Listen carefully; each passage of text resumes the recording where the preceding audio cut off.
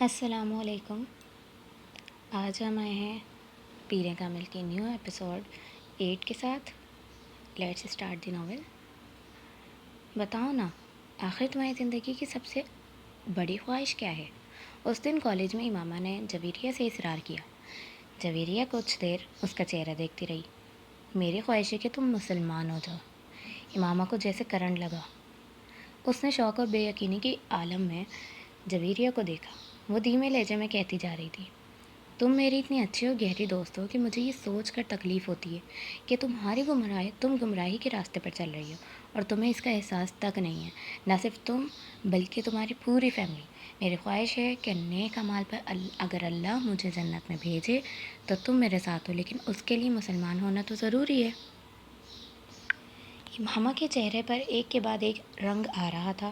بہت دیر بعد وہ کچھ بولنے کے قابل ہو سکی۔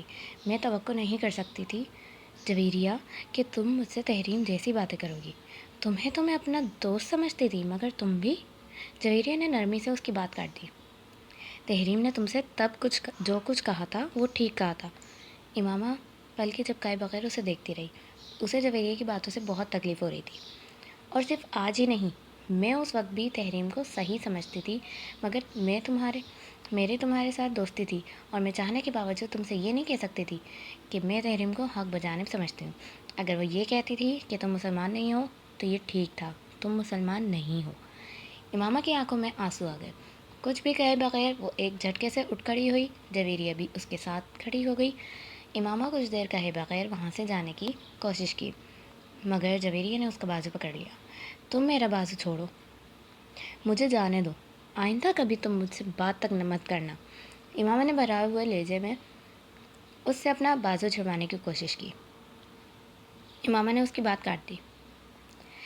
امامہ، میری بات سمجھنے کی کوشش کرو۔ امامہ نے اس کی بات کاٹ دی۔ تم نے کتنا ہرٹ کیا ہے مجھے جویریہ، مجھے کم از کم تم سے یہ امید نہیں تھی۔ میں تمہیں ہرٹ نہیں کر رہی ہوں، حقیقت بتا رہی ہوں۔ رونے یا جذبات میں آنے کے بجائے تم ٹھنڈے دل و دماغ سے میری بات سوچو۔ میں آخر تم کو بیکار کسی بات پر ہرٹ کیوں کروں گی؟ جویریہ نے اس کا بازو نہیں چھوڑا۔ یہ تو تمہیں ہی پتہ ہوگا کہ تم مجھے ہرٹ کیوں کر رہی ہو، مگر مجھے آج یہ اندازہ ضرور ہو گیا ہے کہ تم میں اور تحریم میں کوئی فرق نہیں ہے، بلکہ تم نے تو مجھے اس سے بھی زیادہ تکلیف دی۔ اس سے میری دوستی اتنی پرانی نہیں تھی جتنی تمہارے ساتھ ہے۔ امامہ کے گالے پہ آنسو بہہ رہے تھے اور وہ مسلسل اپنے بازو جویریہ کی گرفت سے آزاد کروانے کی کوشش کر رہی تھی۔ یہ تمہارا اصرار تھا کہ میں تمہیں اپنی زندگی کی سب سے بڑی خواہش بتاؤں۔ میں اسی لیے تمہیں نہیں بتا رہی تھی، اور میں نے تمہیں پہلے ہی متنبہ کر دیا تھا کہ تم میری بات پر بہت ناراض ہوگی، مگر تم نے مجھے یقین دلایا تھا کہ ایسا کبھی نہیں ہوگا۔ جویریہ نے اسے یاد دلانے کی کوشش کی۔ مجھے اگر یہ پتہ ہوتا کہ تم میرے ساتھ اس طرح کی بات کرو گی تو میں کبھی تم سے تمہاری زندگی کی سب سے بڑی خواہش جاننے پر اصرار نہ کرتی۔ امامہ نے اس بار قدرے غصے سے کہا۔ اچھا، میں تمہارے اس معاملے پر تم سے بات نہیں کروں گی، جویریہ نے قدرہ مدافعانہ انداز میں کہا۔ اس سے کیا ہوگا؟ مجھے یہ تو پتہ چل گیا ہے کہ تم در حقیقت میرے بارے میں کیا سوچتی ہو۔ ہماری دوستی اب کبھی بھی پہلے جیسی نہیں ہو سکتی۔ آج تک میں نے کبھی تم پر اس طرح تنقید نہیں کی، مگر تم مجھے اسلام کا ایک فرقہ سمجھنے کے بجائے غیر مسلم بنا رہی ہو۔ امامہ نے کہا، میں اگر ایسا کر رہی ہوں تو غلط نہیں کر رہی۔ اسلام کے تمام فرقے کم از کم یہ ایمان ضرور رکھتے ہیں کہ حضور صلی اللہ علیہ وسلم اللہ کے آخری رسول ہیں، اور ان کے بعد نبوت کا سلسلہ ختم ہو چکا ہے۔ اس بار جویریہ کو بھی غصہ آ گیا۔ مائنڈ یور لینگویج، امامہ بھی بھڑک اٹھی۔ میں تمہیں حقیقت بتا رہی ہوں امامہ، اور میں ہی نہیں، یہ بات سب لوگ جانتے ہیں کہ تمہاری فیملی نے روپے کے حصول کے لیے مذہب بدلا ہے۔ امامہ، میری باتوں پر اتنا ناراض ہونے کی ضرورت نہیں ہے، ٹھنڈے دماغ سے۔ امامہ نے جویریہ کی بات کاٹ دی۔ مجھے ضرورت نہیں ہے تمہاری کسی بھی بات پر ٹھنڈے دل و دماغ سے غور کرنے کی۔ میں جانتی ہوں حقیقت کیا ہے اور کیا نہیں۔ تم نہیں جانتی، اور یہی افسوس کی ناک بات ہے، جویریہ نے کہا۔ امامہ نے جواب میں کچھ نہیں کہا۔ اس بار بہت زور جھٹکے سے اپنا بازو چھڑایا اور تیز قدموں کے ساتھ وہاں سے چل پڑی۔ اس بار جویریہ نے اس کے پیچھے جانے کی کوشش نہیں کی۔ وہ کچھ افسوس اور پریشانی سے اسے دور جاتے دیکھتی رہی۔ امامہ اس طرح ناراض نہیں ہوتی تھی جس طرح وہ آج ہو گئی تھی، اور یہی بات جویریہ کو پریشان کر رہی تھی۔ یہ سب کچھ اسکول میں ہونے والے ایک واقعے سے شروع ہوا تھا۔ امامہ اس وقت میٹرک کی اسٹوڈنٹ تھی، اور تحریم اس کی اچھی دوستوں میں سے ایک تھی۔ وہ لوگ کئی سال سے اکٹھے تھے، اور نہ صرف ایک ہی اسکول میں پڑھتے تھے بلکہ ان کی فیملیز بھی ایک دوسرے کے بہت قریب تھی۔ اپنی فرینڈس میں سے امامہ کی سب سے زیادہ دوستی تحریم اور جویریہ سے تھی، مگر اسے حیرت ہوتی تھی کہ اتنی گہری دوستی کے باوجود بھی جویریہ اور تحریم اس کے گھر آنے سے کتراتی تھیں۔ امامہ ہر سال اپنی سالگرہ پر انہیں انوائٹ کرتی اور اکثر وہ اپنے گھر پر ہونے والی دوسری تقریبات میں بھی انہیں مدعو کرتی۔ وہ گھر سے اجازت نہ ملنے کا بہانہ بنا دیتی۔ چند بار امامہ نے خود ان دونوں کے والدین سے اجازت لینے کے لیے بات کی، لیکن اس کے بے تحاشا اصرار کے باوجود ان دونوں کے والدین انہیں اس کے گھر آنے کی اجازت نہ دیتے۔ ان کے رویے پر کچھ شاکی ہو کر اس نے اپنے والدین سے شکایت کی، تمہاری یہ دونوں فرینڈز سید ہیں، یہ لوگ عام طور پر ہمارے فقہ کو پسند نہیں کرتے، اس لیے ان دونوں کے والدین انہیں ہمارے گھر آنے نہیں دیتے۔ ایک بار اس کی امی نے اس کی شکایت پر کہا، یہ کیا بات ہوئی، ہمارے فقہ کو کیوں پسند نہیں کرتے؟ امامہ نے ان کی بات پر تعجب کیا۔ اب یہ تو وہی لوگ بتا سکتے ہیں کہ وہ ہمارے فرقے کو پسند کیوں نہیں کرتے، یہ تو ہمیں غیر مسلم بھی کہتے ہیں۔ اس کی امی نے کہا، کیوں غیر مسلم کہتے ہیں؟ ہم تو غیر مسلم نہیں ہیں۔ امامہ نے کچھ الجھ کر کہا، ہاں بالکل، ہم مسلمان ہیں، مگر یہ لوگ ہمارے نبی پہ ایمان نہیں رکھتے۔ اس کی امی نے کہا، کیوں؟ اب اس کیوں کا کیا میں جواب دوں؟ اب یہ لوگ یقین نہیں کرتے، کٹر ہیں بڑے، یہ تو انہیں قیامت کے دن ہی پتہ چلے گا کہ کون سیدھے راستے پر ہے، ہم یا یہ۔ مگر امی، مجھ سے تو انہوں نے کبھی مذہب پر بات نہیں کی، مگر مذہب مسئلہ کیسے بن گیا؟ اس سے کیا فرق پڑتا ہے؟ پھر دوسرے کے گھر آنے جانے سے کیا ہوتا ہے؟ امامہ ابھی بھی الجھی ہوئی تھی۔ یہ بات انہیں کون سمجھائے؟ یہ لوگ ہمیں جھوٹا کہتے ہیں، حالانکہ خود انہیں ہمارے بارے میں کچھ پتہ نہیں، بس مولویوں کے کہنے پہ آ کے ہم پر چڑھ دوڑتے ہیں۔ انہیں ہمارے بارے میں اور ہمارے نبی کی تعلیمات کے بارے میں کچھ پتہ ہو تو یہ لوگ اس طرح نہ کریں، شاید پھر انہیں کچھ شعور آ جائے اور یہ لوگ بھی ہماری طرح راہ راست پر آ جائیں۔ تمہاری فرینڈز اگر ہمارے گھر نہیں آتی تو تمہیں پریشان ہونے کی کوئی ضرورت نہیں، تم بھی ان کے گھر مت جایا کرو۔ مگر امی، ان کی غلط فہمیاں تو دور ہونا چاہیے میرے بارے میں۔ امامہ نے ایک بار پھر کہا، یہ کام تم نہیں کر سکتی۔ ان لوگوں کے ماں باپ مسلسل اپنے بچوں کے ہمارے خلاف برین واشنگ کرتے رہتے ہیں، ان کے دلوں میں ہمارے خلاف زہر بڑھتے رہتے ہیں۔ نہیں امی، وہ میری بیسٹ فرینڈز ہیں، ان کو میرے بارے میں اس طرح نہیں سوچنا چاہیے۔ میں ان لوگوں کو اپنی کتابیں پڑھنے کے لیے دوں گی تاکہ ان کے دل سے میرے بارے میں یہ غلط فہمیاں دور ہو سکیں، پھر ہو سکتا ہے کہ ہمارے نبی کو بھی مان جائیں۔ امامہ نے کہا۔ اس کی امی کچھ سوچ میں پڑ گئیں۔ آپ کو میری تجویز پسند نہیں آئی؟ ایسا نہیں ہے، تم ضرور انہیں اپنی کتابیں دو، مگر اس طریقے سے نہیں کہ انہیں یہ لگے کہ تم اپنے فرقے کی ترویج کے لیے انہیں یہ کتابیں دے رہی ہو۔ تم انہیں یہ کہہ کر کتابیں دینا کہ تم چاہتی ہو کہ وہ ہمارے بارے میں جانیں، ہم کو زیادہ بہتر طریقے سے سمجھ سکیں، اور ان سے یہ بھی کہنا کہ ان کتابوں کا ذکر وہ اپنے گھر والوں سے نہ کریں، ورنہ وہ لوگ زیادہ ناراض ہو جائیں گے۔ امامہ نے ان کی بات پر سر ہلا دیا۔ اس کے چند دنوں بعد امامہ اسکول سے کچھ کتابیں لے گئی تھی۔ بریک کے دوران وہ جب گراؤنڈ میں آ کر بیٹھیں تو امامہ اپنے ساتھ وہ کتابیں بھی لے آئی۔ میں تمہارے اور جویریہ کے لیے کچھ لے کر آئی ہوں۔ کیا لائی ہو؟ دکھاؤ۔ امامہ نے شوپر سے وہ کتابیں نکال لیں اور انہیں 2 حصوں میں تقسیم کرتے ہوئے ان دونوں کی طرف بڑھا دیا۔ وہ دونوں ان کتابوں پر نظر ڈالتے ہی کچھ چپ سی ہو گئیں۔ جویریہ نے امامہ سے کچھ نہیں کہا، مگر تحریم یکدم کچھ اکھڑ گئی۔ یہ کیا ہے؟ اس نے سرد مہری سے پوچھا۔ یہ کتابیں میں تمہارے لیے لائی ہوں، امامہ نے کہا۔ کیوں؟ تاکہ تم لوگوں کی غلط فہمیاں دور ہو سکیں۔ کس طرح کی غلط فہمیاں؟ وہی غلط فہمیاں جو تمہارے دل میں ہمارے مذہب کے بارے میں ہیں، امامہ نے کہا۔ تم سے کس نے کہا کہ ہمیں تمہارے مذہب یا تمہارے نبی کے بارے میں کچھ غلط فہمیاں ہیں؟ تحریم نے بڑی سنجیدگی سے پوچھا۔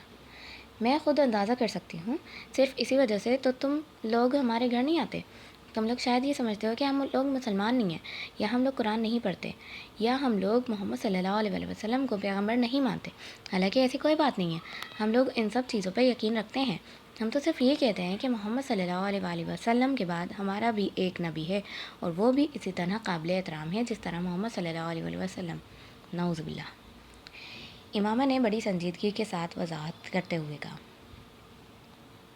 تحریم نے اپنے ہاتھ میں پکڑی ہوئی کتابیں اسے واپس تھما دی۔ ہمیں تمہارے اور تمہارے مذہب کے بارے میں کوئی غلط فہمی نہیں ہے۔ ہم تمہارے مذہب کے بارے میں ضرورت سے زیادہ جانتے ہیں، اس لیے تم کو کوئی وضاحت پیش کرنے کی ضرورت نہیں ہے، اس نے بڑے روکھے لہجے میں امامہ سے کہا۔ اور جہاں تک ان کتابوں کا تعلق ہے تو میرے اور جویریہ کے پاس اتنا بیکار وقت نہیں ہے کہ ان احمقانہ دعووں، خوش فہمیوں اور گمراہی کے اس پلندے پر ضائع کریں جسے تم اپنی کتابیں کہہ رہی ہو۔ تحریم نے ایک جھٹکے کے ساتھ جویریہ کے ہاتھ میں پکڑی ہوئی کتابیں کھینچ کر انہیں بھی امامہ کے ہاتھ میں تھما دیا۔ امامہ کا چہرہ خفت اور شرمندگی سے سرخ پڑ گیا۔ اسے تحریم سے اس طرح کے تبصرے کی توقع نہیں تھی، اگر ہوتی تو وہ کبھی اسے وہ کتابیں دینے کی حماقت نہ کرتی۔ اور جہاں تک اس احترام کا تعلق ہے تو اس نبی میں جس پر نبوت کا نزول ہوتا ہے اور اس نبی میں جو خود بخود نبی ہونے کی خوش فہمی میں مبتلا ہو جاتا ہے، زمین اور آسمان کا فرق ہوتا ہے۔ تم لوگوں کو اگر قرآن پر واقعی یقین ہوتا تو تمہیں اس کے ایک ایک حرف پر یقین ہوتا۔ نبی ہونے میں اور نبی بننے میں بڑا فرق ہوتا ہے۔ تحریم، تم میری اور میرے فرقے کی بے عزتی کر رہی ہو، امامہ نے آنکھوں میں امڑتے ہوئے آنسوؤں کے ساتھ کہا۔ میں کسی کی بے عزتی نہیں کر رہی، میں صرف حقیقت بیان کر رہی ہوں۔ وہ اگر تمہیں بے عزتی لگتی ہے تو میں اس کے بارے میں کچھ نہیں کہہ سکتی، تحریم نے دو ٹوک انداز میں کہا۔ روزہ رکھنے اور بھوکے رہنے میں بڑا فرق ہوتا ہے، قرآن پڑھنے اور اس پر ایمان لانے میں بڑا فرق ہوتا ہے۔ بہت سارے عیسائی اور ہندو بھی اسلام کے بارے میں جاننے کے لیے قرآن پاک پڑھتے ہیں، تو کیا انہیں مسلمان مان لیا جاتا ہے؟ اور بہت سے مسلمان بھی دوسرے مذہب کے بارے میں جاننے کے لیے دوسرے الہامی کتابیں پڑھتے ہیں، تو کیا وہ غیر مسلم ہو جاتے ہیں؟ اور تم لوگ اگر حضور صلی اللہ علیہ وسلم کو پیغمبر مانتے ہو تو کوئی احسان نہیں کرتے، تم ان کی نبوت کو جھٹلاؤ گے تو کیا جھٹلاؤ گے؟ پھر تو انجیل کو بھی جھٹلانا پڑے گا جس میں حضور صلی اللہ علیہ وسلم کی نبوت کی خوشخبری دی گئی ہے۔ پھر تو توریت کو بھی جھٹلانا پڑے گا جس میں ان کی نبوت کی بات کی گئی ہے۔ پھر قرآن مجید کو بھی جھٹلانا پڑے گا جو محمد صلی اللہ علیہ وسلم کو آخری نبی قرار دیتا ہے۔ اور سب سے بڑی بات یہ ہے کہ اگر تمہارا نبی محمد صلی اللہ علیہ وسلم کی نبوت کو جھٹلاتا ہے تو وہ ان مناظروں کی کیا توجیہ پیش کرتا جو وہ نبوت کا دعویٰ کرنے سے پہلے کئی سال عیسائی پادریوں سے محمد صلی اللہ علیہ وسلم کی نبوت اور اسلام کے آخری دن ہونے پر کرتا رہا۔ اس لیے امام ہاشم، تم ان چیزوں کے بارے میں بحث کرنے کی کوشش مت کرو جن کے بارے میں تمہیں کسی سرے سے کچھ پتہ ہی نہیں ہے۔ تمہیں نہ اس مذہب کے بارے میں پتہ ہے جس پر تم چل رہی ہو اور نہ اس کے بارے میں جس پر تم بات کر رہی ہو، تحریم نے دو ٹوک انداز میں کہا۔ اور میں ایک چیز بتا دوں تمہیں، دین میں کوئی جبر نہیں ہوتا۔ تم لوگ محمد صلی اللہ علیہ وسلم کی نبوت کے ختم ہونے کا انکار کرتے ہو تو ہمارے پیغمبر صلی اللہ علیہ وسلم کو کوئی فرق نہیں پڑتا، مگر ہم محمد صلی اللہ علیہ وسلم کی نبوت پر یقین رکھتے ہیں، امامہ نے اس بات پر زور دیتے ہوئے کہا۔ تو پھر ہم بھی انجیل پر یقین رکھتے ہیں، اسے الہامی کتاب مانتے ہیں، حضرت عیسیٰ علیہ السلام کی نبوت پر یقین رکھتے ہیں، تو کیا ہم کرسچن ہیں؟ اور ہم تو حضرت موسیٰ علیہ السلام اور حضرت داؤد علیہ السلام کی نبوت پر بھی یقین رکھتے ہیں، تو کیا ہم یہودی ہیں؟ تحریم نے کچھ تمسخر سے کہا۔ لیکن ہمارا دین اسلام ہے کیونکہ ہم محمد صلی اللہ علیہ وسلم کے پیروکار ہیں اور ہم ان پیغمبروں پر یقین رکھنے کے باوجود نہ عیسائیت کا حصہ ہیں نہ یہودیت کا۔ بالکل اسی طرح تم لوگوں کا نبی ہے کیونکہ تم اس کے پیروکار ہو۔ ویسے تم لوگ تو ہمیں بھی مسلمان نہیں سمجھتے، ابھی تم اصرار کر رہی ہو کہ تم اسلام کا ایک فرقہ ہو، جبکہ تمہارے نبی اور اس کے بعد آنے والے تمام جماعت کے تمام لیڈرز کا دعویٰ ہے کہ جو مرزا کی نبوت پر یقین نہیں رکھتا وہ مسلمان ہی نہیں۔ تو اسلام سے تو تم لوگ تمام مسلمانوں کو پہلے ہی خارج کر چکے ہو۔ ایسا کچھ بھی نہیں ہے، میں نے ایسا کب کہا؟ امامہ نے قدرے لڑکھڑاتے ہوئے لہجے میں کہا۔ تو پھر تم اپنے والد سے ذرا اس معاملے کو ڈسکس کرو، وہ تمہیں خاصی اپ ٹو ڈیٹ انفارمیشن دیں گے اس بارے میں۔ تمہارے مذہب کے خاصے سرکردہ رہنما ہیں، تحریم نے کہا، اور یہ جو کتابیں تم ہمیں پیش کر رہی ہو انہیں خود پڑھا کرو۔ کیا تم نے خود پڑھا ہے؟ انہیں نہیں پڑھا ہوگا، ورنہ تمہیں پتہ ہوتا ہے ان سرکردہ رہنماؤں کے بارے میں۔ جویریہ تحریم کی اس ساری گفتگو کے دوران خاموش رہی تھی، وہ صرف کن آنکھوں سے امامہ کو دیکھتی رہی۔ اللہ تعالیٰ کہتا ہے محمد صلی اللہ علیہ وسلم اس کے آخری نبی ہیں اور میرے پیغمبر صلی اللہ علیہ وسلم اس پر گواہی دیتے ہیں کہ وہ اللہ کے نبی اور میری کتاب مجھ تک یہ دونوں باتیں بہت صاف واضح اور دو ٹوک انداز میں پہنچا دیتی ہیں، تو پھر مجھے کسی اور شخص کے ثبوت اور اعلان کی ضرورت نہیں ہے، سمجھی؟ تحریم نے اپنے ایک ایک لفظ پر زور دیتے ہوئے کہا۔ بہتر ہے تم اپنے مذہب کو یا ہمارے مذہب کو زیر بحث لانے کی کوشش نہ کرو، اتنے سالوں سے دوستی چل رہی ہے، چلنے دو۔ جہاں تک تمہارے گھر نہ آنے کا تعلق ہے تو ہاں، یہ بالکل ٹھیک ہے کہ ہمارے والدین کو تمہارے گھر آنا پسند نہیں، یہاں اسکول میں تم سے دوستی اور بات ہے، بہت سے لوگوں سے دوستی ہوتی ہے ہماری، اور دوستی میں عام طور پر مذہب آڑے نہیں آتا، لیکن گھر میں آنا جانا کچھ مختلف چیز ہے۔ انہیں شاید میری کسی عیسائی یا یہودی یا ہندو دوست کے گھر جانے پر اعتراض نہ ہو، لیکن تمہارے گھر جانے پر ہے، کیونکہ وہ لوگ اپنے مذہب کو مانتے ہیں۔ وہ اپنے آپ کو مسلمان نہیں کہتے، جس مذہب سے تعلق ہوتا ہے وہی بتاتے ہیں، اور یہ بھی حقیقت ہے کہ جتنا تم لوگوں کو ناپسند کیا جاتا ہے اتنا ان لوگوں کو نہیں کیا جاتا، کیونکہ تم لوگ صرف پیسے کے حصول اور اچھے مستقبل کے لیے یہ نیا مذہب اختیار کر کے ہمارے دین میں گھسنے کی کوشش کر رہے ہو، مگر کرسچن، ہندو یا یہودی ایسا نہیں کرتے۔ امامہ نے بے اختیار اسے ٹوکا۔ کس پیسے کی بات کر رہی ہو تم ہماری فیملی کو جانتی ہو؟ ہم لوگ شروع سے ہی بہت امیر ہیں، ہمیں کون سا روپیہ مل رہا ہے اس مذہب کے پر رہنے کے لیے؟ ہاں، تم لوگ اب بڑے خوشحال ہو، مگر شروع سے تو ایسے نہیں تھے۔ تمہارے دادا مسلمان تھے مگر غریب آدمی تھے، وہ کاشتکاری کیا کرتے تھے اور ایک چھوٹے کاشتکار تھے۔ ربو سے کچھ فاصلے پر ان کی تھوڑی بہت زمین تھی۔ پھر تمہارے دایا نے اپنے کسی دوست کے توسط سے وہاں جانا شروع کر دیا اور یہ مذہب اختیار کر لیا اور بے تحاشا امیر ہو گئے، کیونکہ انہیں وہاں سے بہت سے زیادہ پیسہ ملا۔ مگر آہستہ آہستہ تمہارے والد اور تمہارے چچا نے بھی اپنا مذہب بدل لیا۔ پھر تم لوگوں کا خاندان اس ملک کے متمول ترین خاندانوں میں شمار ہونے لگا، اور یہ کام کرنے والے تم لوگ واحد نہیں ہو۔ زیادہ تر اسی طریقے سے لوگوں کو اس مذہب کا پیروکار بنایا جا رہا ہے۔ امامہ نے کچھ بھڑکتے ہوئے اس کی بات کو کاٹا۔ تم جھوٹ بول رہی ہو۔ تمہیں یقین نہیں آ رہا تو تم اپنے گھر والوں سے پوچھ لینا کہ اس قدر دولت کس طرح آئی ان کے پاس، اور ابھی بھی کس طرح آ رہی ہے۔ تمہارے والد اس مذہب کی تبلیغ کرتے ہیں، ہر سال لاکھوں ڈالرز آتے ہیں انہیں غیر ملکی مشنز اور NGOز سے۔ تحریم نے کچھ تحقیر آمیز انداز میں کہا۔ یہ جھوٹ ہے، سفید جھوٹ۔ امامہ نے بے اختیار کہا۔ میرے بابا کسی سے کوئی پیسہ نہیں لیتے، وہ اگر اس فرقے کے لیے کام کرتے ہیں تو غلط کیا ہے؟ کیا دوسرے فرقوں کے لیے کام نہیں کیا جاتا؟ دوسرے فرقوں کے بھی تو علماء ہوتے ہیں یا ایسے لوگ جو انہیں سپورٹ کرتے ہیں۔ دوسرے فرقوں کو یورپی مشنز سے روپیہ نہیں ملتا۔ میرے بابا کو کہیں سے کچھ نہیں ملتا، امامہ ایک بار پھر کہا۔ تحریم نے اس کی بات کے جواب میں کچھ نہیں کہا، وہ اٹھ کھڑی ہوئی۔ امامہ نے اسے جاتے ہوئے کہا، دیکھا، پھر گردن موڑ کر اپنے پاس بیٹھی جویریہ کی طرف دیکھا۔ کیا تم بھی میرے بارے میں ایسے ہی سوچتی ہو؟ تحریم نے غصے میں آ کر تم سے یہ سب کچھ کہا ہے، تم ان باتوں کا برا مت مانو۔ جویریہ نے اسے تسلی دینے کی کوشش کی۔ تم ان سب باتوں کو چھوڑو، آؤ کلاس میں چلتے ہیں، بریک ختم ہونے والی ہے، جویریہ نے کہا تو وہ دونوں اٹھ کھڑی ہوئیں۔ اس دن وہ گھر واپس آ کر اپنے کمرے میں بند ہو کر روتی رہی۔ امامہ کی باتوں نے اسے واقعی بہت دل برداشتہ اور مایوس کیا تھا۔ ہاشم و بن احمد اس دن شام کو ہی آفس سے گھر واپس آ گئے۔ واپس آنے پر انہیں سلمیٰ سے پتہ چلا کہ امامہ کی طبیعت خراب ہے۔ وہ اس کا حال احوال پوچھنے اس کے کمرے میں چلے آئے۔ امامہ کی آنکھیں سوجی ہوئی تھیں۔ ہاشم و بن حیران رہ گئے۔ کیا بات ہے امامہ؟ انہوں نے امامہ کے قریب آ کر پوچھا۔ وہ اٹھ کر بیٹھ گئے اور کچھ بہانہ کرنے کے بجائے بے اختیار رونے لگی۔ ہاشم کچھ پریشان ہو کر اس کے قریب بیڈ پر بیٹھ گئے۔ کیا ہوا امامہ؟ تحریم نے آج اسکول میں مجھ سے بہت بدتمیزی کی ہے، اس نے روتے ہوئے کہا۔ ہاشم و بن نے بے اختیار ایک اطمینان بھری سانس لی۔ پھر کوئی جھگڑا ہوا ہے تم دونوں لوگوں میں؟ بابا، آپ کو نہیں پتہ اس نے میرے ساتھ کیا کیا کیا ہے۔ امامہ نے باپ کو مطمئن ہوتے ہوئے دیکھا۔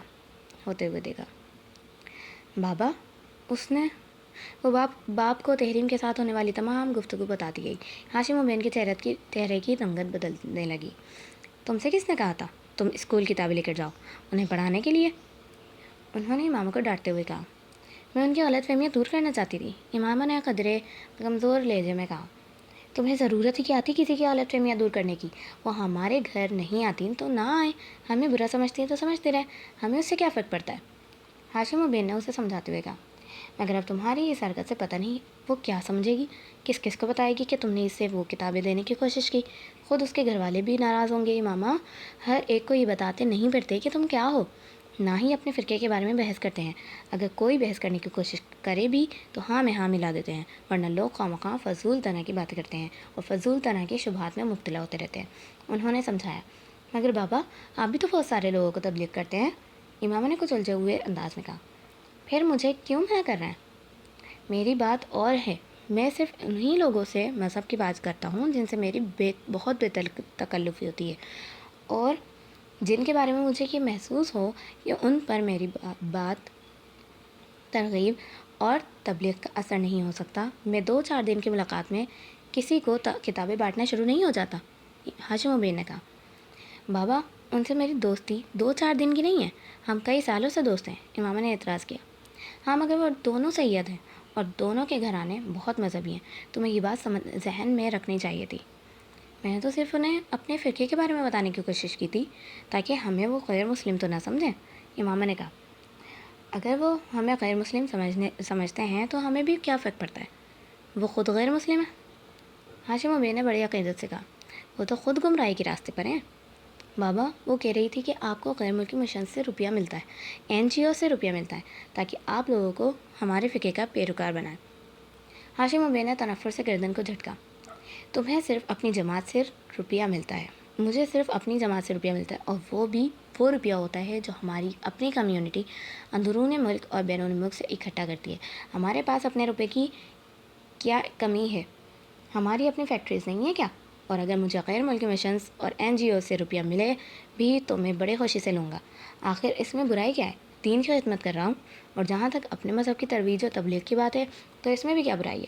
اگر اس ملک میں عیسائیت کی تبلیغ ہو سکتی ہے تو کیا ہمارے فرقے کی کیوں نہیں؟ ہم تو ویسے بھی اسلام کا ایک فرقہ ہیں، لوگوں کو راہ ہدایت پر لانے کی کوشش میں مصروف ہیں، ہاشم ابین نے بڑی تفصیل کے ساتھ بتایا۔ مگر تم لوگوں سے اس معاملے پر بات مت کیا کرو، اس بحث مباحثے کا کوئی فائدہ نہیں ہوتا۔ ابھی ہم لوگ اقلیت میں ہیں، جب اکثریت میں ہو جائیں گے تو پھر اس طرح کے لوگ اتنی بے خوفی کے ساتھ اس طرح بڑھ بڑھ کے بات نہیں کر سکیں گے، پھر وہ اس طرح ہماری تجلیل کرتے ہوئے ڈریں گے۔ مگر فی الحال ایسے لوگوں کے منہ نہیں لگنا چاہیے۔ بابا، آئین میں ہمیں اقلیت اور غیر مسلم کیوں قرار دیا گیا ہے؟ جب ہم اسلام کا ایک فرقہ ہیں تو پھر انہوں نے ہمیں غیر مسلم کیوں ٹھہرایا ہے؟ امامہ کو تحریم کی کہی ہوئی ایک اور بات یاد آئی۔ یہ سب مولویوں کی کارستانی تھی، اپنے اپنے مقاصد کے حصول کے لیے وہ سب ہمارے خلاف اکٹھے ہو گئے تھے۔ ہماری تعداد بھی زیادہ ہو جائے گی تو ہم پھر اپنی مرضی کے قوانین بنوائیں گے اور اس طرح کی تمام ترمیمات کو آئین میں ہٹا دیں گے، ہاشم ابین نے پرجوش انداز میں کہا۔ اور تمہیں اس طرح بے وقوفوں کی طرح کمرے میں بند ہو کر رونے کی ضرورت نہیں ہے، ہاشم ابین نے اس کے پاس سے اٹھتے ہوئے کہا۔ امامہ انہیں وہاں سے جاتے ہوئے دیکھتی رہی۔ تحریم کے ساتھ وہ اس کی دوستی کا آخری دن تھا اور اس میں تحریم سے زیادہ خود اس کا رویہ وجہ تھا۔ وہ تحریم کی باتوں سے اس حد تک دل برداشتہ ہوئی تھی کہ اب تحریم کے ساتھ دوبارہ پہلے جیسے تعلقات قائم رکھنا اس کے لیے مشکل ہو گیا تھا۔ وہ تحریم نے بھی اس خاموشی کو پھلانگنے یا توڑنے کی کوشش نہیں کی۔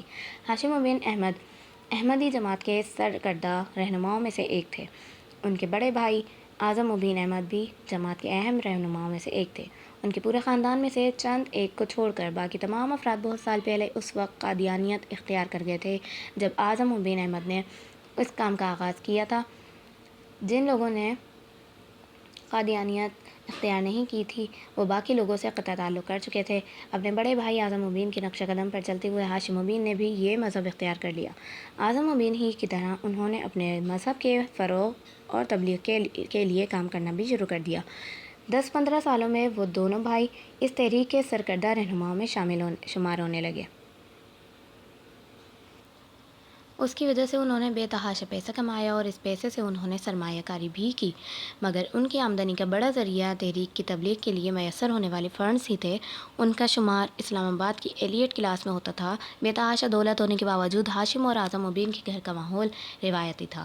ان کی خواتین باقاعدہ پردہ کیا کرتی تھیں، مگر اس کا یہ مطلب نہیں تھا کہ ان خواتین پر ناروا پابندیاں یا کسی قسم کا جبر رواں رکھا گیا تھا۔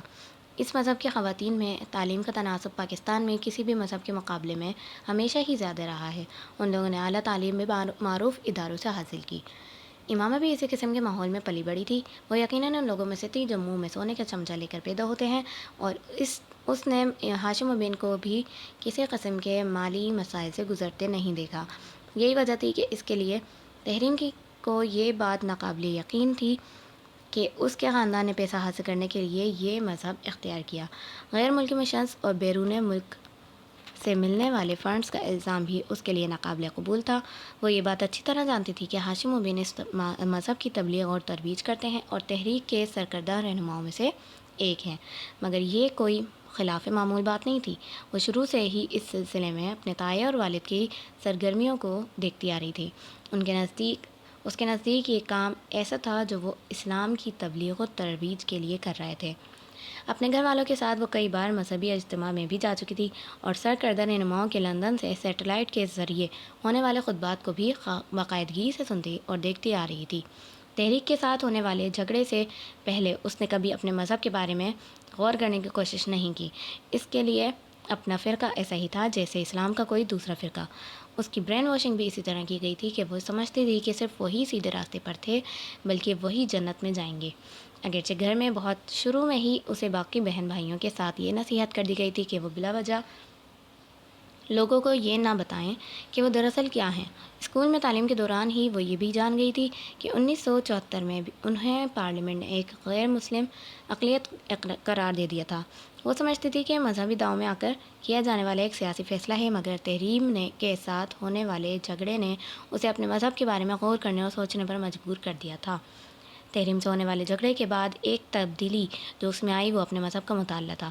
تبلیغی مواد کے علاوہ، ان کتابوں کے علاوہ جنہیں اس مذہب کے ماننے والے مقدس سمجھتے تھے، اس نے اور بھی بہت سی کتابوں کا مطالعہ کرنا شروع کر دیا، اور بنیادی طور پر اسی زمانے میں اس کی الجھنوں کا آغاز ہوا۔ مگر کچھ عرصے مطالعے کے بعد اس نے ایک بار پھر ان الجھنوں اور اضطراب کو اپنے ذہن سے جھٹک دیا۔ میٹرک کے فوراً بعد اسجد سے اس کی منگنی ہو گئی۔ وہ اعظم مبین کا بیٹا تھا۔ یہ اگرچہ کوئی محبت کی منگنی نہیں تھی، مگر اس کے باوجود امامہ اور اسجد کی پسند اس رشتے کا باعث بنی تھی۔ نسبت طے ہونے کے بعد اسجد کے لیے امامہ کے دل میں خاص جگہ بن گئی تھی۔ اپنی پسند کے شخص سے نسبت کے بعد اس کا دوسرا ٹارگٹ میڈیکل میں ایڈمیشن تھا، اور اسے اس کے بارے میں زیادہ فکر نہیں تھی۔ وہ جانتی تھی کہ اس کے باپ کی پہنچ اتنی ہے کہ اگر وہ میرٹ پر نہ بھی ہوتی تب بھی وہ اسے میڈیکل کالج میں داخل کروا سکتے تھے۔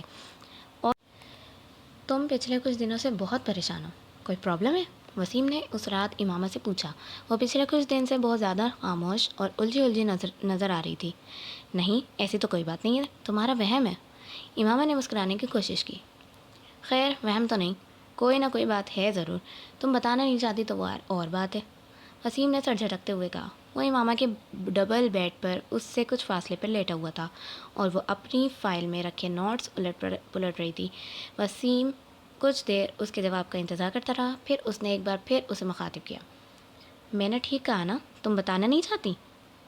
ہاں، میں فی الحال بتانا نہیں چاہتی۔ امامہ نے ایک گہرا سانس لے کر اعتراف کیا۔ بتا دو، ہو سکتا ہے میں تمہاری مدد کر سکوں۔ وسیم نے اسے اکسایا۔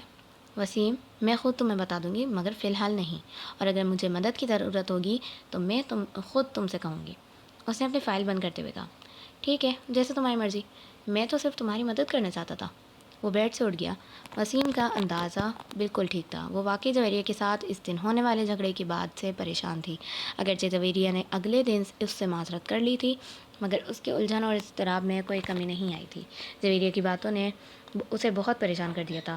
1-1.5 سال پہلے تحریم کے ساتھ ہونے والا جھگڑا اسے ایک بار پھر یاد آنے لگا تھا، اور اس کے ساتھ ہی اپنے مذہب کے بارے میں ابھرنے والے سوالات اور الجھنیں بھی، جو اس نے اپنے مذہب کا تفصیلی مطالعہ کرنے کے بعد اپنے ذہن سے محسوس کی تھی۔ جویریہ نے کہا تھا، میری زندگی کی سب سے بڑی خواہش یہ ہے کہ کاش تم مسلمان ہوتی۔ مسلمان ہوتی؟ وہ عجیب سی بے یقینی میں مبتلا ہو گئی تھی۔ کیا میں مسلمان نہیں ہوں؟ کیا میری بہترین دوست بھی مجھے مسلمان نہیں مانتی؟ کیا یہ سب کچھ صرف ایک پروپیگنڈا کی وجہ سے ہے جو ہمارے بارے میں کیا جاتا ہے؟ آخر ہمارے ہی بارے میں کیوں یہ سب کچھ کہا جاتا ہے؟ کیا ہم لوگ واقعی کوئی غلط کام کر رہے ہیں؟ کسی غلط عقیدہ کو اختیار کر بیٹھے ہیں؟ مگر یہ کیسے ہو سکتا ہے؟ آخر میرے گھر والے ایسا کیوں کریں گے؟ اور پھر ہماری ساری کمیونٹی ایسا کیوں کرے گی؟ اور شاید یہ ان سوالوں سے نجات پانے کی ایک کوشش تھی کہ ایک ہفتے بعد اس نے ایک بہت بڑے عالم دین کی قرآن پاک کی تفسیر خریدی۔ وہ جاننا چاہتی تھی کہ ان کے بارے میں دوسرے فریق کا موقف کیا ہے۔ قرآن پاک کا ترجمہ وہ اس سے پہلے بھی پڑھتی رہی تھی، مگر وہ تحریف شدہ حالت میں تھی۔ اسے اس سے پہلے اس بات کا یقین تھا کہ جو قرآن پاک وہ پڑھتے ہیں اس میں کچھ جگہوں پر کچھ تبدیلیاں کی گئی ہیں، مگر اس مشہور عالم دین کی تفسیر پڑھنے کے دوران اسے ان تبدیلیوں کے بارے میں معلوم ہو گیا جو ان کے اپنے قرآن میں موجود تھیں۔ اس نے یقین بعد دیگر مختلف فرقوں کے اداروں سے شائع ہونے والے قرآن پاک کے نسخوں کو دیکھا۔ ان میں سے کسی میں بھی وہ تبدیلیاں نہیں تھیں جو خود ان کے قرآن میں موجود تھیں، جبکہ مختلف فرقوں کی تفاسیر میں بہت زیادہ فرق تھا۔ فرق تھا۔ جو وہ اپنے مذہب اور اسلام کے تقابلی مطالعہ کر رہی تھی، اس کی پریشانی میں اضافہ ہو رہا تھا۔ ہر تفسیر آخری نبی پیغمبر اسلام صلی اللہ علیہ وسلم کو ہی ٹھہرایا گیا تھا۔ کہیں بھی کسی ذلی یا امتی نبی کا کوئی ڈھکا چھپا اشارہ بھی موجود نہیں تھا۔ مسیح موعود کی حقیقت بھی اس کے سامنے آ گئی تھی۔ اپنے مذہبی رہنما کی جھوٹی پیشگوئیوں میں اور حقیقت میں ہونے والے واقعات کا تضاد اسے اور بھی زیادہ چبھنے لگا تھا۔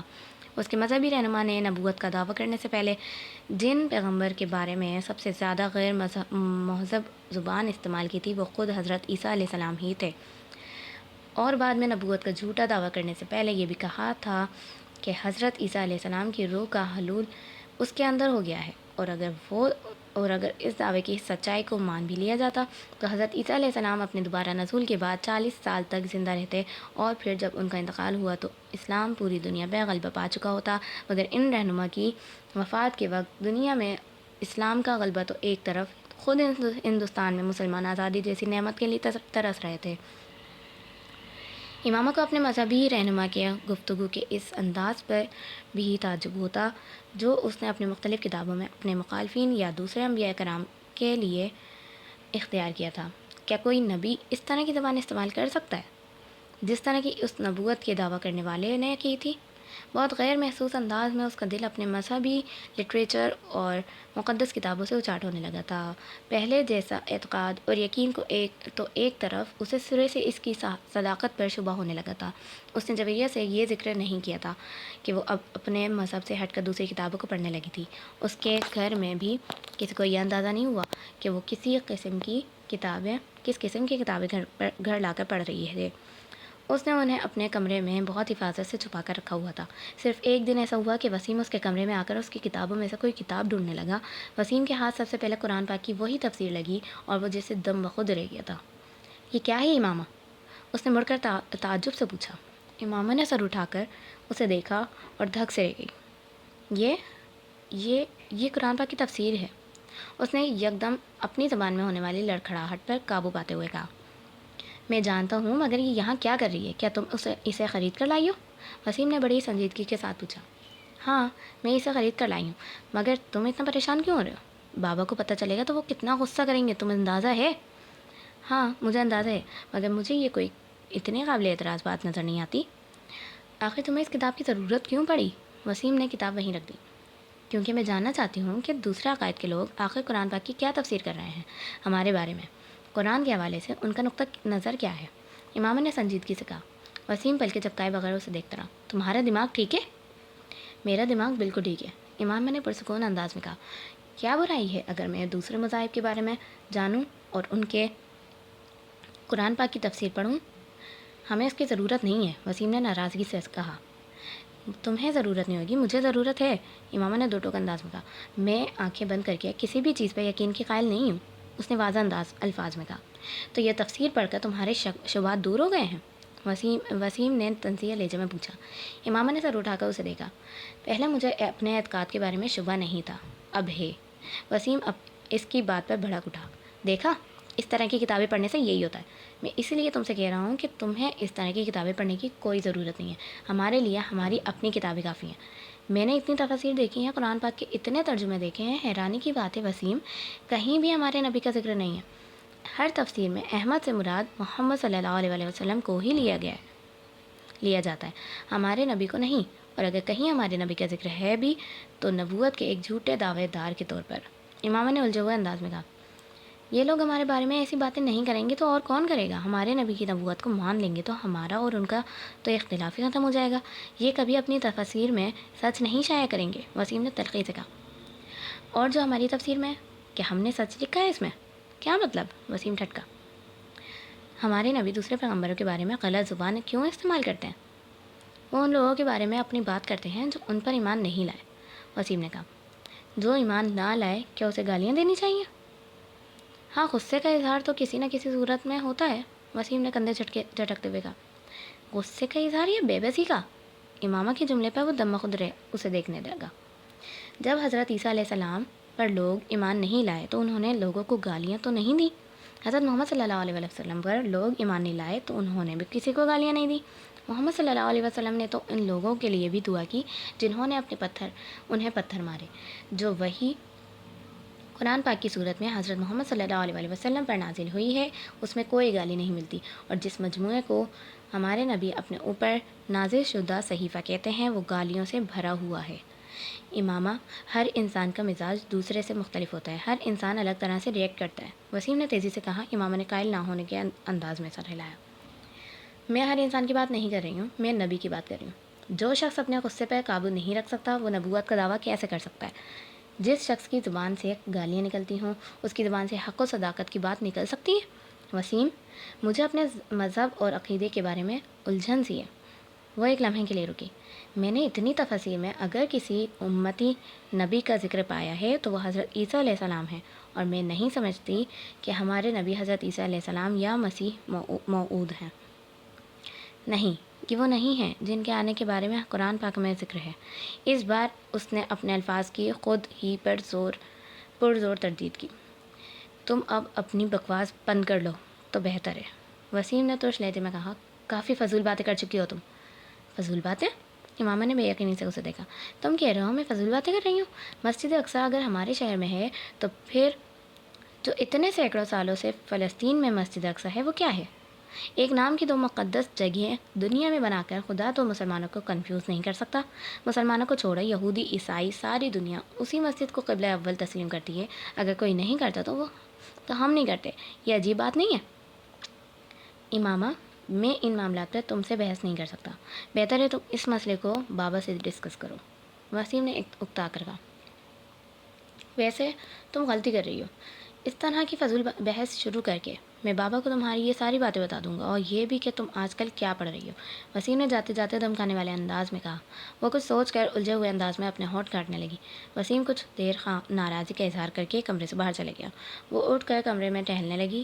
وہ ہاشم مبین سے ڈرتی تھی اور جانتی تھی کہ وسیم ان سے اس بات کا وسیم نے ہاشم مبین کو امامہ کے ساتھ ہونے والی بحث کے بارے میں بتا دیا تھا، مگر اس نے بہت سی ایسی باتوں کو سینسر کر دیا تھا جس پر ہاشم مبین کے بھڑک اٹھنے کا امکان تھا. اس کے باوجود ہاشم مبین دم بخود رہ گئے تھے، یوں جیسے انہیں سانپ سونگھ گیا ہو. یہ سب تم سے امامہ نے کہا ہے؟ ایک لمبی خاموشی کے بعد انہوں نے وسیم سے پوچھا. اس نے اس بات میں سر ہلایا. اسے بلا کر لاؤ. وسیم کو جھٹکتے ہوئے ان کے کمرے میں سے نکل گیا. امامہ کو خود بلا کر لانے کے بجائے اس نے ملازم کے ہاتھ پیغام بھجوا دیا اور خود اپنے کمرے میں چلا گیا. وہ امامہ اور ہاشم کی گفتگو کے دوران موجود رہنا نہیں چاہتا تھا. ہاشم مبین کے کمرے کے دروازے پر دستک دے کر وہ اندر داخل ہوئی تو اس وقت ہاشم اور ان کی بیگم بالکل خاموش بیٹھے تھے. ہاشم مبین نے اسے جن نظروں سے دیکھا تھا اس نے اس کے جسم کی لرزش میں کچھ اور اضافہ کیا. بابا، آپ نے مجھے بلوایا تھا؟ کوشش کے باوجود وہ روانی سے بات نہیں کر سکی. ہاں، میں نے بلوایا تھا. وسیم سے کیا بکواس کی ہے تم نے؟ ہاشم مبین نے بلا تمہید بلند آواز میں اس سے پوچھا. وہ اپنے ہونٹوں پر زبان پھیر کر رہ گئی. کیا پوچھ رہا ہوں میں تم سے؟ وہ ایک بار پھر دھاڑے. شرم سے ڈوب مرنا چاہیے تمہیں. خود گناہ کرتی ہو اور اپنے ساتھ ہمیں بھی گنہگار بناتی ہو. امامہ کی آنکھوں میں آنسو آ گئے. تمہیں اپنی اولاد کہتے ہوئے مجھے شرم آ رہی ہے. کون سی کتابیں لائی ہو تم؟ وہ مشتعل ہو گئے تھے. جہاں سے یہ کتابیں لے کر آئی ہو کل تک وہیں دے آؤ، ورنہ میں انہیں اٹھا کر پھینک دوں گا. جی بابا. اس نے اپنے آنسو پوچھتے ہوئے صرف اتنا ہی کہا. اور آج کے بعد اگر تم نے جویریہ کے ساتھ میل جول رکھا تو میں تمہارا کالج جانا بند کر دوں گا. بابا، جویریہ نے مجھ سے کچھ نہیں کہا. اس کو تو کچھ پتہ ہی نہیں ہے. اس بار امامہ نے قدرے مضبوط آواز میں احتجاج کیا. تو پھر اور کون ہے جو تمہارے دماغ میں یہ خناس بھر رہا ہے؟ وہ بری طرح چلائے. میں خود ہی. امامہ نے کچھ کہنے کی کوشش کی. ہو کیا تم؟ اپنی عمر دیکھو اور چلی ہو تم عقیدے جانچنے، اپنے نبی کی نبوت پرکھنے. ہاشم مبین کا پارا ہائی ہو گیا. اپنے باپ کی شکل دیکھو جس نے ساری عمر تبلیغ میں گزار دی. کیا میں عقل کا اندھا ہوں یا پھر تم مجھ سے زیادہ عقل رکھتی ہو؟ جمعہ 4 دن ہوئے ہیں تمہیں پیدا ہوئے اور تم چل پڑی ہو اپنے نبی کی نبوت کو ثابت کرنے. ہاشم مبین اب اٹھ کر کھڑے ہو گئے. تم منہ میں سونے کا چمچ لے کر اسی نبی کی وجہ سے پیدا ہوئی ہو جس کی نبوت کو آج تم جانچنے بیٹھ گئی ہو. وہ نہ ہوتا تو سڑک پر دھکے کھا رہا ہوتا ہمارا سارا خاندان، اور تم اس قدر احسان فراموش اور بے ضمیر ہو چکی ہو کہ جس تھالی میں کھاتی ہو اسی میں چھید کر رہی ہو. ہاشم مبین کی آواز پھٹ رہی تھی. امامہ کی آنکھوں سے بہنے والے آنسوؤں کی رفتار میں اور اضافہ ہو گیا. بند کرو یہ لکھنا پڑھنا اور گھر بیٹھو تم یہ تعلیم حاصل کر رہی ہو جو تمہیں گمراہی کی طرف لے جا رہی ہے۔ ان کے اگلے جملے پر امامہ کی سٹی گم ہو گئی۔ اس کے وہم و گمان میں بھی نہیں تھا کہ وہ اسے گھر بٹھانے کی بات کریں گے۔ بابا آئی ایم سوری، ان کے ایک جملے نے اسے گھٹنے ٹیکنے پر مجبور کر دیا۔ مجھے تمہارے کسی ایکسکیوز کی ضرورت نہیں ہے، بس کہہ دیا کہ گھر بیٹھو تو گھر بیٹھو۔ بابا میرا یہ مطلب تو نہیں تھا، پتہ نہیں وسیم اس نے آپ سے کس طرح کی بات کی ہے۔ اس کے آنسو اور تیزی سے بہنے لگے۔ پھر بھی میں آپ سے کہہ رہی ہوں کہ میں آئندہ ایسا کچھ نہیں پڑھوں گی اور نہ ہی ایسی کوئی بات کروں گی، پلیز بابا، اس نے منت کی۔ ان معذرتوں کا سلسلہ وہیں ختم نہیں ہوا تھا۔ اگلے کئی دن تک وہ ہاشم مبین سے معافی مانگتی رہی اور پھر تقریباً ایک ہفتے کے بعد وہ نرم پڑ گئے تھے اور انہوں نے اسے کالج جانے کی اجازت دے دی تھی، مگر اس ایک ہفتے میں وہ اپنے پورے گھر کی لعنت ملامت کا شکار رہی تھی۔ ہاشم مبین نے اسے سخت قسم کی تنبیہ کے بعد کالج جانے کی اجازت دی تھی، مگر اس ایک ہفتے کے دوران ان لوگوں کے رویے نے اسے اپنے عقیدے سے مزید متنفر کیا تھا۔ اس نے ان کتابوں کو پڑھنے کا سلسلہ روکا نہیں تھا، بس فرق یہ تھا کہ پہلے وہ انہیں گھر لے آتی تھی اور اب وہ انہیں کالج کی لائبریری میں پڑھ لیا کرتی تھی۔ ایف ایس سی میں میرٹ لسٹ پر آنے کے بعد اس نے میڈیکل کالج میں ایڈمیشن لیا تھا۔ جویریہ کو بھی اسی میڈیکل کالج میں ایڈمیشن مل گیا تھا۔ ان کی دوستی میں اب پہلے سے زیادہ مضبوطی آ گئی تھی اور اس کی بنیادی وجہ امامہ کے ذہن میں آنے والی تبدیلی تھی۔ صبیحہ سے امامہ کی ملاقات۔ پہلی ملاقات اتفاقاً ہوئی تھی۔ جویریہ کی ایک کزن صبیحہ کی کلاس فیلو تھی اور اسی کے توسط سے امامہ کی اس سے شناسائی ہوئی۔ وہ ایک مذہبی جماعت کے اسٹوڈنٹ ونگ سے منسلک تھے اور ہفتے میں ایک بار وہ کلاس روم میں اسلام سے متعلق کسی نہ کسی ایک موضوع پر لیکچر دیا کرتی تھی۔ 40-50 کے لگ بھگ لڑکیاں اس لیکچر کو اٹینڈ کیا کرتی تھیں۔ صبیحہ نے اس دن ان سے متعارف ہونے کے بعد انہیں بھی اس لیکچر کے لیے انوائٹ کیا۔ وہ چاروں ہی وہاں موجود تھیں۔ میں تو ضرور آؤں گی، کم از کم میری شرکت کے بارے میں آپ تسلی رکھیں، جویریہ نے صبیحہ کی دعوت کے جواب میں کہا۔ میں کوشش کروں گی، وعدہ نہیں کر سکتی، رابعہ نے کچھ جھپی ہوئی مسکراہٹ کے ساتھ کہا۔ میرا آنا ذرا مشکل ہے کیونکہ میں اس دن کچھ مصروف ہوں گی، زینب نے معذرت کرتے ہوئے کہا۔ صبیحہ مسکراتے ہوئے امامہ کو دیکھنے لگی جو اب تک خاموش تھی۔ امامہ کا رنگ کچھ فق ہو گیا۔ اور آپ آئیں گی؟ امامہ کی نظر جویریہ سے ملی جو اسے دیکھ رہی تھی۔ ویسے اس بار کس موضوع پر کریں گے آپ؟ اس سے پہلے کہ امامہ کچھ کہتی، جویریہ نے صبیحہ کی توجہ اپنی طرف مبذول کر لی۔ شاید ایسا اس نے دانستہ طور پر کیا تھا۔ اس بار اسراف کے بارے میں بات ہوگی۔ اس ایک عادت کی وجہ سے ہمارا معاشرہ کتنی تیزی سے زوال پذیر ہو رہا ہے اور اس کے سدباب کے لیے کیا کیا جا سکتا ہے، اسی موضوع پر گفتگو ہوگی۔ صبیحہ نے جویریہ کو تفصیل بتایا۔ آپ نے بتایا نہیں امامہ، آپ آ رہی ہیں؟ جویریہ سے بات کرتے کرتے صبیحہ ایک بار پھر امامہ کی طرف متوجہ ہو گئی۔ امامہ کا رنگ ایک بار پھر بدلا۔ میں دیکھوں گی، اس نے جھتکتے ہوئے کہا۔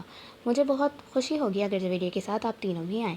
اپنے دین کی بنیادی تعلیمات کے بارے میں ہمیں روز نہیں تو کبھی کبھار کچھ علم حاصل کرنے کی کوشش کرنی چاہیے۔ صرف میں ہی لیکچر نہیں دیتی ہوں، ہم جتنے لوگ بھی اکٹھے ہوتے ہیں ان میں سے کوئی بھی اس موضوع پر گفتگو کرنے کے لیے آزاد ہوتا ہے جسے ہم نے منتخب کیا ہوتا ہے، اور اگر آپ میں سے کوئی بھی کسی خاص موضوع کے حوالے سے بات کرنا یا کچھ بتانا چاہیں تو ہم لوگ اسے بھی ارینج کر سکتے ہیں۔ صبیحہ بڑی سہولت سے بات کر رہی تھی۔ پھر کچھ دیر بعد جویریہ اور اس کی کزن کے ہمراہ ان کے کمرے سے باہر چلی گئی۔ کوریڈور میں صبیحہ نے جویریہ سے کہا، آپ کم از کم امامہ کو تو ساتھ لے آئیں، مجھے لگا ہے کہ وہ آنا چاہ رہی ہیں۔ اس کا عقیدہ بالکل الگ ہے، وہ کبھی بھی ایسی محفلوں میں شرکت نہیں کرے گی، جویریہ نے سنجیدگی سے اسے بتایا۔ صبیحہ کچھ حیران ہوئی۔ آپ کو چاہیے کہ آپ انہیں اسلام کا مطالعہ کرنے کی دعوت دیں، ہو سکتا ہے اس طرح وہ صحیح اور غلط کا فرق کر سکیں۔ صبیحہ نے چلتے ہوئے کہا، میں ایک بار ایسی کوشش کر چکی ہوں، وہ بہت ناراض ہو گئی تھی اور میں نہیں چاہتی کہ ہم دونوں کی اتنی لمبی دوستی اس طرح ختم ہو۔ جویریہ نے کہا، اچھے دوست وہی ہوتے ہیں جو ایک دوسرے کو گمراہی سے بچائیں، اور آپ پر بھی فرض ہے کہ آپ ایسا ہی کریں۔ صبیحہ نے کہا، وہ ٹھیک ہے، مگر کوئی بات سننے پر تیار نہ ہو تو تب بھی صحیح بات کہتے رہنا فرض ہے۔ ہو سکتا ہے کبھی دوسرا آپ کی بات پر غور کرنے پر مجبور ہو جائے۔ صبیحہ اپنی جگہ درست تھی، اس لیے وہ صرف مسکرا کر رہ گئی۔ تم جاؤ گی اس کا لیکچر سننے؟ صبیحہ کے نکلنے کے بعد زینب نے رابعہ سے پوچھا۔ نہیں، میرا کوئی ارادہ نہیں ہے، میں ایسے لیکچر ہضم نہیں کر سکتی، رابعہ نے اپنی کتابیں اٹھاتے ہوئے لاپرواہی سے کہا۔ امامہ زینب اور جویریہ کے برعکس وہ قدرے آزاد خیال تھی اور زیادہ مذہبی رجحان بھی نہیں رکھتی تھی۔ ویسے میں نے صبیحہ کے ہاتھ سے تعریف سنی ہے، زینب نے رابعہ کی بات کے جواب میں کہا، ضرور سنی ہوگی، بولتی تو واقعی اچھا ہے، اور میں نے تو یہ بھی سنا ہے کہ اس کے والد بھی کسی مذہبی جماعت سے منسلک ہیں، ظاہر ہے پھر اثر تو ہوگا۔ رابعہ نے اس کی معلومات میں اضافہ کیا۔ امامہ ان سے کچھ دور ایک کونے میں اپنی کتابیں لیے بیٹھی بظاہر ان کا مطالعہ کرنے میں مصروف تھی، مگر ان دونوں کی گفتگو بھی اس تک پہنچ رہی تھی۔ اس نے شکر کیا کہ ان دونوں نے اسے اس گفتگو میں گھسیٹنے کی کوشش نہیں کی۔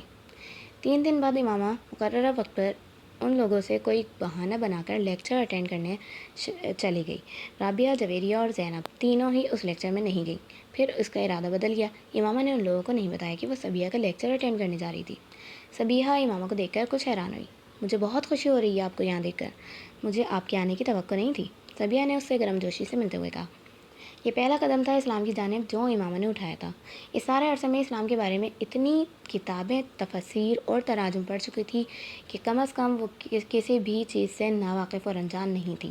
اسراف کے بارے میں اسلامی و قرآنی تعلیمات اور احکامات سے بھی وہ اچھی طرح واقف تھی، مگر اس کے باوجود صبیحہ کی دعوت کو رد کرنے کے بجائے قبول کر لینے میں اس کی پیش نظر صرف ایک ہی چیز تھی، وہ اپنے مذہب سے اسلام تک کا فاصلہ طے کرنا چاہتی تھی، جو اسے بہت مشکل لگتا تھا۔ اور پھر وہ صرف پہلا اور آخری لیکچر نہیں تھا، یکے بعد دیگرے، اور وہ اس کا ہر لیکچر اٹینڈ کرتی رہی۔ وہی چیزیں جنہیں وہ کتابوں میں پڑھتی تھی اس کے منہ سے سن کر پر اثر ہو جاتی تھیں۔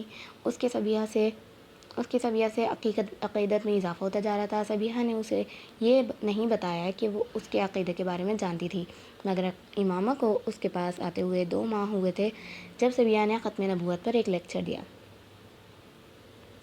قرآن پاک وہ کتاب ہے جو حضرت محمد صلی اللہ علیہ وآلہ وسلم پر نازل ہوئی۔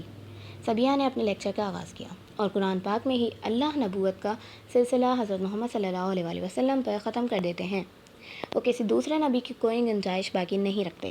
اگر کسی نبی یعنی حضرت عیسیٰ علیہ السلام کا دوبارہ نزول کا ذکر ہے بھی تو وہ بھی ایک نئے نبی کی شکل میں نہیں ہے، بلکہ ایک ایسے نبی کا دوبارہ نزول ہے جن پر نبوت حضرت محمد صلی اللہ علیہ وآلہ وسلم پر سے بہت پہلے نازل کر دی گئی تھی، اور جن کا دوبارہ نزول اب ان کی اپنی امت کے لیے نہیں بلکہ حضرت محمد صلی اللہ علیہ وآلہ وسلم کی امت کے لیے ہی ہوگا، اور آخری نبی حضرت محمد صلی اللہ علیہ وآلہ وسلم ہی رہیں گے۔ کسی بھی آنے والے دور میں یا کسی بھی گزر جانے والے دور میں یہ رتبہ اور فضیلت کسی کو نہیں دی گئی۔ کیا یہ ممکن ہے کہ اللہ ایک پیغمبر کو یہ رتبہ اور درجہ عطا کرتا اور پھر اسے اس سے چھین کر کسی دوسرے شخص کو دے دیتا ہے؟ قرآن پاک میں اللہ تعالیٰ فرماتا ہے، بات میں اللہ سے بڑھ کر سچا کون ہے؟ تو کیا یہ ممکن ہے کہ وہ اپنی بات کو خود ہی رد کر دیتا؟ اور پھر اگر اللہ کی اس بات کی گواہی حضرت محمد صلی اللہ علیہ وآلہ وسلم خود دیتے ہیں کہ ہاں وہ اللہ کے آخری رسول صلی اللہ علیہ وآلہ وسلم ہیں اور ان کے بعد دوبارہ کوئی نبی نہیں آئے گا، تو پھر کیا ہمارے لیے کسی بھی طور یہ جائز اور مناسب ہے کہ ہم کسی دوسرے شخص کے نبوت کے دعوے پر غور کریں؟ انسان اللہ کی مخلوقات میں سے وہ واحد مخلوق ہے جسے عقل جیسی نعمت سے نوازا گیا، اور یہ ایسی مخلوق ہے جو اسی عقل کو استعمال کر کے سوچنے پر آئے تو خود اللہ کے وجود کے لیے ثبوت کی تلاش شروع کر دیتی ہے، پھر اس سلسلے کو یہیں پہ محدود نہیں رکھتی بلکہ اسے پیغمبروں کی ذات تک دراز کر دیتی ہے، پہلے سے موجود پیغمبروں کی نبوت کے بارے میں سوال کرتی ہے، پھر انہیں پیغمبر مان لیتی ہے، اور اس کے بعد قرآن کے واضح احکامات کے باوجود زمین پر مزید پیغمبروں کی تلاش شروع کر دیتی ہے، اور اس تلاش میں یہ بات فراموش کر دیتی ہے کہ نبی بنتا نہیں، بنایا جاتا ہے، اسے مبعوث کیا جاتا ہے، اور ہم انسانی ایولیوشن کی ان آخری دہائیوں میں کھڑے ہیں جہاں مزید نبیوں کی آمد کا سلسلہ اس لیے ختم کر دیا گیا کیونکہ انسان کے لیے ایک دین اور ایک نبی کا انتخاب کر لیا گیا ہے۔ اب کسی نئے عقیدے کی ضرورت نہیں بلکہ صرف تقلید کی ہے، صرف تقلید یعنی پریکٹس اس ایک آخری اور مکمل دین کی جسے پیغمبر اسلام حضرت محمد صلی اللہ علیہ وسلم پر ختم کر دیا گیا ہے۔ اب وہ ہر شخص خسارے میں رہے گا جو دین کی رسی کو مضبوطی سے تھامنے کے بجائے تفرقے کی راہ اختیار کرے گا۔ اگر ہماری اعلیٰ تعلیم اور ہمارا شعور ہمیں دین کے بارے میں صحیح اور غلط کی تمیز تک نہیں دے سکتے تو پھر ہم میں اور اس جانور میں کوئی فرق نہیں جو سبز تازہ گھاس کے ایک گٹھے کے پیچھے کہیں بھی جا سکتا ہے، اس بات کی پرواہ کیے بغیر کہ اس کا ریوڑ کہاں ہے۔ 40 منٹ کے اس لیکچر میں صبیحہ نے کسی اور غلط عقیدے یا فرقے کا ذکر بھی نہیں کیا تھا۔ اس نے جو کچھ کہا بالواسطہ کہا، صرف ایک چیز بلا واسطہ کہی تھی، اور وہ حضرت محمد صلی اللہ علیہ وسلم کی ختم نبوت کا اقرار تھا۔ اللہ کے آخری نبی حضرت محمد صلی اللہ علیہ وسلم تھے، جنہوں نے 1400 سال پہلے مدینہ میں وفات پائی۔ 1400 سال پہلے مسلمان ایک امت کے طور پہ اسی ایک شخص کے سائے میں کھڑے ہیں۔ 1400 سال بعد بھی ہمارے لیے وہ ایک آخری نبی ہیں، جن کے بعد کوئی دوسرا نبی بھیجا گیا نہ بھیجا جائے گا، اور ہر وہ شخص جو کسی دوسرے شخص سے کسی دوسرے نبی کا عکس تلاش کرنے کی کوشش کرتا ہے، اسے ایک بار اپنے ایمان کا از سر نو جائزہ لینا چاہیے۔ شاید کہ یہ کوشش اسے اس عذاب سے بچا دے جس میں وہ اپنے آپ کو مبتلا کرنے کی کوشش کر رہا ہے۔ امامہ ہر لیکچر کے بعد صبیہ سے مل کر جایا کرتی تھی۔ اس لیکچر کے بعد وہ صبیہ سے نہیں ملی۔ ایک لمحے بعد وہاں رکے بغیر وہ وہاں سے چلی آئی۔ عجیب سے ذہنی انتشار میں مبتلا ہو کر وہ کالج سے باہر نکل کر پیدل چلتی رہی۔ کتنی دیر فٹ پاتھ پر چلتی رہی اور اس نے کتنی سڑکیں عبور کیں اسے اندازہ نہیں ہوا۔ کسی معمول کی طرح چلتے ہوئے وہ فٹ پاتھ پر سے نیچے نہر کے کنارے بنی ہوئی ایک بینچ پر جا کے بیٹھ گئی۔ سورج غروب ہونے والا تھا اور اوپر سڑک پر گاڑیوں کے شور میں اضافہ ہو گیا تھا۔ وہ چپ چاپ نہر کے بہتے ہوئے پانی کو دیکھتی رہی۔ ایک لمبی خاموشی کے بعد اس نے بڑبڑاتے ہوئے خود سے پوچھا، آخر میں کر کیا رہی ہوں اپنے ساتھ؟ کیوں اپنے آپ کو الجھا رہی ہوں؟ آخر کس یقین کی کھوج میں ہوں، سرگردہ ہوں، اور کیوں؟ اور میں اس سب کے لیے تو یہاں لاہور نہیں آئی، میں تو یہاں ڈاکٹر بننے آئی ہوں، مجھے آئی اسپیشلسٹ بننا ہے۔ پیغمبر پیغمبر پیغمبر، میرے لیے ہر چیز وہاں کیوں ختم ہو جاتی ہے؟ اس نے اپنے دونوں ہاتھوں سے اپنا چہرہ ڈھانپ لیا۔ مجھے اس سب سے نجات حاصل کرنی ہے، میں اس طرح اپنی اسٹڈیز پر کبھی توجہ نہیں دے سکتی۔ مذہب اور عقیدہ میرا مسئلہ نہیں ہونا چاہیے، صحیح یا غلط جو میرے بڑوں نے دیا وہی ٹھیک ہے۔ میں اب صبیہ کے پاس نہیں جاؤں گی، میں مذہب یا پیغمبر کے بارے میں کبھی نہیں سوچوں گی، کبھی بھی نہیں۔ وہاں بیٹھے بیٹھے اس نے طے کیا تھا۔ This was the end of episode number 8۔ ملتے ہیں نیکسٹ ایپیسوڈ میں، تب تک کہ اپنا بہت خیال رکھیے گا۔ اللہ حافظ۔